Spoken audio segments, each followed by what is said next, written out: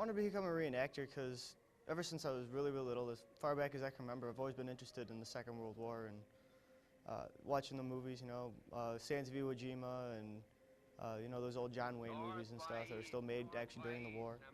I had relatives who were in the war. I had my great uncle on my mom's side of the family was a paratrooper, and he landed in Normandy on D-Day. I've always just kind of wondered what it would feel like to live in that time period and see what it was like.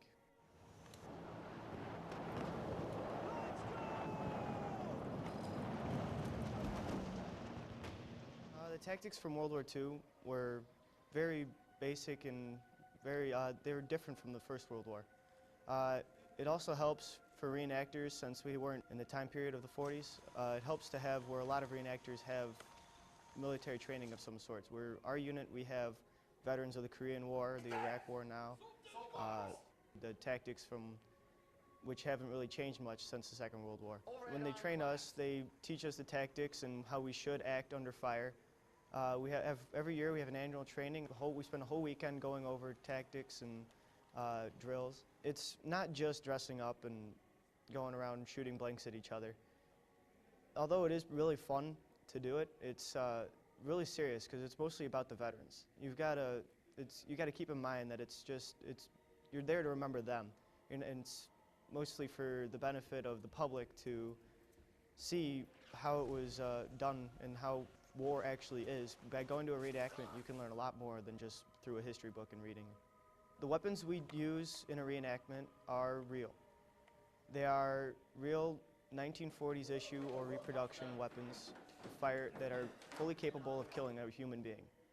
The M1 Garand is real, it's semi-automatic, but the only difference is that it's firing blanks, which means that it's a real bullet, only the lead slug is not in the rounds. Even though the slug isn't in there, fire is hot.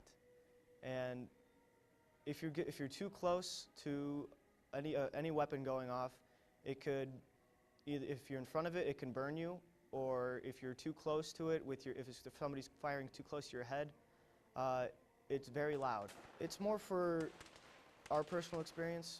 You read in history books, okay, it was cold during the Battle of the Bulge, or Africa was hot. You were tired, they were exhausted, they were hungry. If you don't live like the soldiers did then, you can't really understand the full meaning of cold, tired, hot, hungry, exhaustion. If you spend a whole day on your feet in combat with a full pack and gear, running around with a 10-pound rifle and full ammunition, you start to get the feel, okay, this is what it was like for them. They had to go through this day in and day out for months at a time.